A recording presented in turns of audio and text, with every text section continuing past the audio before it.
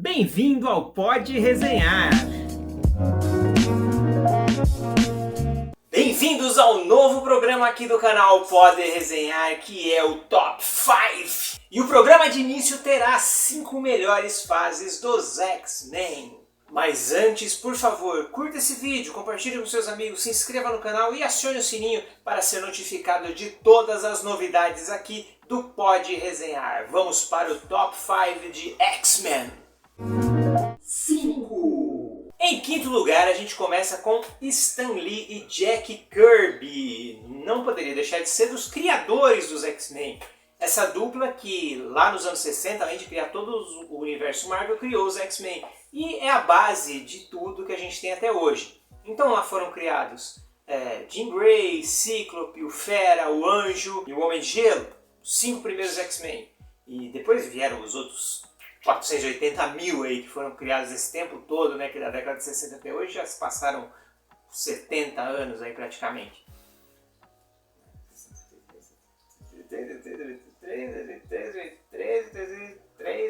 60, né? Da década de 60 para cá se passaram 60 anos, então a gente já tem aí uma enormidade de personagens, mas tudo começou aqui com Stan Lee e Jack Kirby, inclusive o maior vilão de todos, Magneto, já estava aqui nas primeiras histórias que estão sendo relançadas pela Panini em 2 séries. Nessa aqui que é a coleção clássica Marvel, que é um formato mais simples, com papel offset, capa cartão, e vão ser lançados aqui pelo projeto da edição.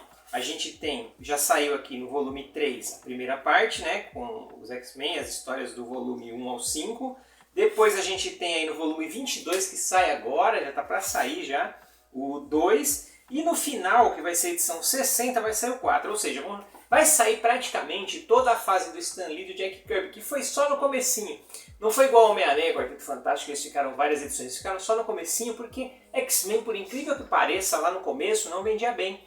Então, logo depois vieram republicações e só foi ser retomado lá na fantástica Giant Size X-Men, que trouxe os novos X-Men, né? Wolverine, Tempestade, Colossus, que hoje são bem conhecidos, trouxe esses X-Men na Giant Size X-Men, mas aí já é uma outra história e eu acredito que vão estar aqui no Top 5. Será que vão estar? Será que não vão estar? Vamos ver daqui a pouquinho. Então, o número 5 é X-Men de Stan Lee e Jack Kirby. 4. Surpreendentes X-Men de Joss Whedon e John Cassaday. Joss Whedon aí é um cara que hoje está com uns problemas seríssimos, né? Porque ele fez umas bobagens incríveis, não se desculpou.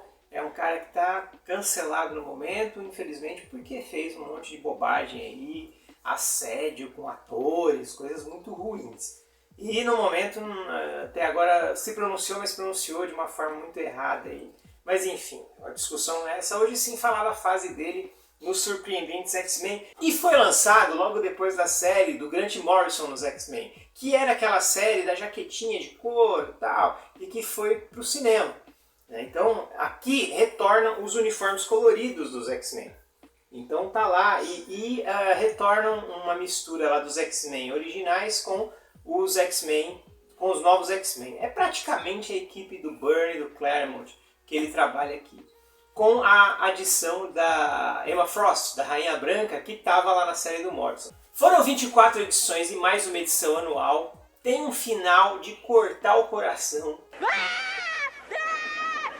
Essa série aqui. Mas é um final bem legal e surpreendente mesmo. Sem trocadilhos com o nome da série, né? Mas é um final surpreendente aí.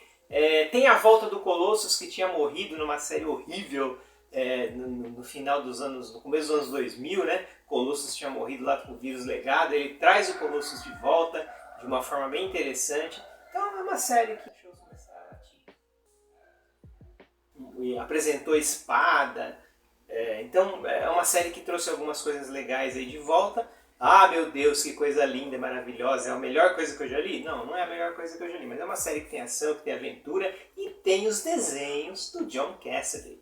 Porque esse cara é um desenhista de mão cheia. Tem lá a fase dele do Planetary e tem também essa... tem outras coisas que ele fez, né? Mas eu acho que os destaques aí que a gente tem são o Planetary pela DC e o Surpreendentes X-Men aqui pela Marvel. E foi lançado pela Panini, esses 2 volumões aqui que compilam a série completa. Então quem tiver esses 2 volumes tem a série completa. Surpreendentes X-Men de Joss Whedon e John Cassaday. 3! E agora, no terceiro lugar, uma série nova, que é a série do Jonathan Hickman, nos X-Men, que começou com esses 4 volumes aqui, onde o Jonathan Hickman mudou tudo. Ele deu uma reviravolta aqui nos X-Men, transformou como se fosse um país de mutantes. Ele criou lá um local onde os mutantes vivem, que era a ilha de Krakoa, com desenhos do brasileiro R.B. Silva e do Pepe Larraz também. Ele está fazendo aqui, saiu aqui no Brasil nessas 4 edições, depois deu continuidade. Eu, sinceramente, não li a continuidade, eu parei aqui, porque começa a ter aquele monte de título misturado, e na verdade eu queria ler só os X-Men do Hickman. Quem sabe no futuro se sair tudo compilado. Embora tenha acontecido uma coisa, aconteceu lá uma briga do Hickman com a Marvel. Sobe daqui, meu! Sobe daqui, mano! Sobe daqui! Sobe daqui! Ele não finalizou isso aqui. Ele tinha 3 fases que ele ia fazer, ele chegou na segunda e ele saiu das séries do X-Men. Então a gente não vai ter aí o final dessa saga do Hickman. Mas de qualquer forma, essas 4 edições, embora sejam um prólogo do que vem depois, elas são bem entendíveis e são bem legais. Uma coisa que eu não gosto muito são aqueles infográficos que tem na história, tal, os textos. Não porque eu não gosto de paratexto, esse tipo de coisa, eu acho que é interessante. Mas nesse caso aqui eu achei meio cansativo.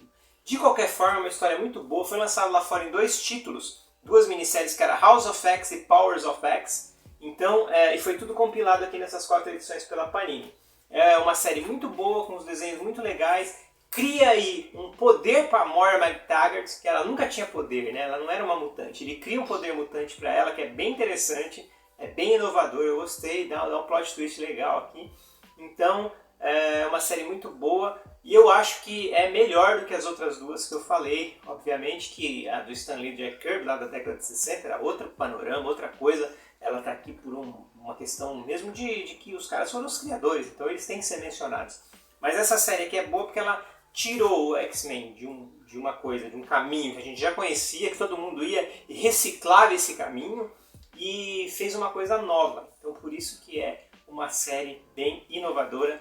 Então, terceiro lugar para Jonathan Hickman, R.B. Silva e Pepe Larraz. 2. O meu segundo lugar eu acho que é um pouco polêmico, porque eu sei que tem gente que acha que não é essa série aqui. Essa série aqui não é X-Men, fez muitas mudanças, tem um final ruim, não sei o que, mas pra mim é Grant Morrison e Frank Quitely, na maioria das edições, né? Porque são vários desenhistas aqui. Mas a gente tem aqui Grant Morrison também fazendo uma mudança grande nos X-Men aqui. Ele tira os uniformes coloridos, coloca lá as jaquetinhas de couro, tal, que foram até utilizadas no filme. E parece que foi concomitante, não teve um influenciou o outro ali. E é legal porque o Morrison ele cria aqui também coisas diferentes no universo dos X-Men. Por exemplo, os All-Men, que são humanos que roubam órgãos de mutantes para virar mutantes. Do John Sublime e tal. Tem uma saga com a Lilandra do Império Shi'ar. Tem também uma rebelião no Instituto Xavier. Então, e uma coisa que o Morrison inovou é assim, ele colocou um monte de mutante com corpos diferentes, né? Então ele colocou ali um pouco de diversidade dentro dos X-Men. Tem até aquela piadinha que rola na internet, né, dos X-Men lá, todos, estou sofrendo, mas todos brancos, né? E de olhos claros, brancos de olhos claros sofrendo. E aí vem o Fera e os outros X-Men lá que são mais diferentes, falando assim, pô, que é isso, cara? Olha a gente aqui. E isso foi uma coisa que o Morrison colocou. Dá uma olhada nessa capa aqui, que é da segunda edição, a diversidade de personagens que tem, né? E tem vários desenhistas interessantes aqui, como o Ethan Van Sciver, o Igor Corday, que aqui a arte dele não ficou muito boa em algumas edições, porque ele teve que correr, é um cara que desenha que é mais lento, né? Ele tem um desenho muito expressivo, muito interessante, mas aqui o desenho dele foi prejudicado. Muita gente criticou o Igor Corday na época, mas se você vê outros trabalhos dele, é bem diferente o desenho dele quando ele faz com tempo, com mais calma. Mas o expoente disso é o Frank Quitely, inclusive tem uma edição em que não tem balões a história, que é maravilhosa. Então, para mim, o segundo lugar seria a fase do Grant Morrison, porque ela trouxe uma inovação de um período muito linear que os X-Men estavam tendo, e aí ele trouxe essa inovação para os X-Men. Então, segundo lugar fica com Grant Morrison e Frank Quitely nos X-Men, e a Panini está lançando essa fase também em 7 edições. São 7 edições em capa dura que a Panini está lançando com toda a fase do Grant Morrison. Então você comprando essas 7 edições você tem tudo. E o primeiro lugar, já o pessoal vai falar, mas o seu primeiro lugar é clichê, o seu primeiro lugar todo mundo fala que é isso e não sei o que, mas cara, não tem como não ser a fase do Byrne e do Claremont nos X-Men. Essa fase foi sensacional, porque trouxe os X-Men do marasmo. Os X-Men era uma revista cancelada, né? Len Wein e Dave Cockrum trouxeram os X-Men do limbo, onde eles estavam, com o Giant Size X-Men volume 1, que está nessa edição aqui, ó, a segunda Gênese que a Panini lançou. E depois o Chris Claremont começa com o Dave Cockrum, e aí entra o John Byrne. Quando o Byrne entra, aí vem as duas sagas que mais representam os X-Men até hoje, e que o cinema tentou lançar em 2 momentos aí, não de uma forma muito boa, mas que são a saga da Fênix Negra e Dias de um Futuro Esquecido. O Dias de um Futuro Esquecido eu não tenho aqui, a Panini não relançou depois nesse formato aqui, né? Eles fizeram duas impressões e depois pararam. Poderiam lançar, né? Porque tem muita gente que está com as edições aí, como é o meu caso, incompletas, né? Então a Panini lançou aqui a segunda Gênese, que é essa primeira fase com o Claremont e o Cockrum, e tem aqui o comecinho do Byrne. Depois veio essa daqui, que é o Magneto Triunfa, que aí sim, é tudo do Claremont e do Byrne, aí é só Claremont e Byrne pra frente. Aí depois lançaram a Saga da Fênix Negra, que é o ápice dessa dupla, e depois tem o Dias de um Futuro Esquecido, que aí é a finalização da parceria. Eles tiveram vários problemas ali, várias brigas entre eles, entre o Claremont e o John Byrne. São duas figuras que têm um ego gigantesco, né? E tiveram a briga, e no momento lá o editor era o Jim Shooter, que deixava tudo mais conturbado ainda. Mas é uma fase, os caras que relançaram os X-Men para o sucesso. Os X-Men só foram sucesso depois do Claremont e do Byrne. E o Claremont continua escrevendo X-Men há muito tempo. Inclusive, eu acho que a Panini poderia continuar essa fase aqui, depois do Byrne, né? Tem Paul Smith, tem John Romita Jr., tem uns desenhistas muito bons aí acompanhando o Chris Claremont. E depois, na década de 90, era título de X-Men a dar com pau, né? Tinha X-Men em tudo quanto é lugar, um monte de coisa. Tudo devido ao Chris Claremont e John Byrne, que tem as duas fases que todo fã lembra. Dias de um Futuro Esquecido e a principal de todas, que é a Saga da Fênix Negra, onde a gente teve uma morte de um personagem importante e uma reviravolta nas histórias dos X-Men, assim, muito grande. Então, meu primeiro lugar é esse, Chris Claremont, John Byrne nos X-Men, e o Top 5 dos X-Men termina aqui. Logo mais, viremos com outro. Até lá! O Pode Debater tem uma campanha no Apoia-se, apoia.se/podebater, onde você pode contribuir com valores entre 2 e 10 reais, e nos ajudar a desenvolver o canal, a comprar equipamento, a investir no impulsionamento nas redes para que a gente tenha mais seguidores. Quero agradecer aos nossos apoiadores atuais, Alexia Bassi, Bárbara Jode, Carlos Eduardo Salvador, Cláudio Gonçalves e Daniel Bendazoli. Muito obrigado pelo apoio de vocês. Até a próxima!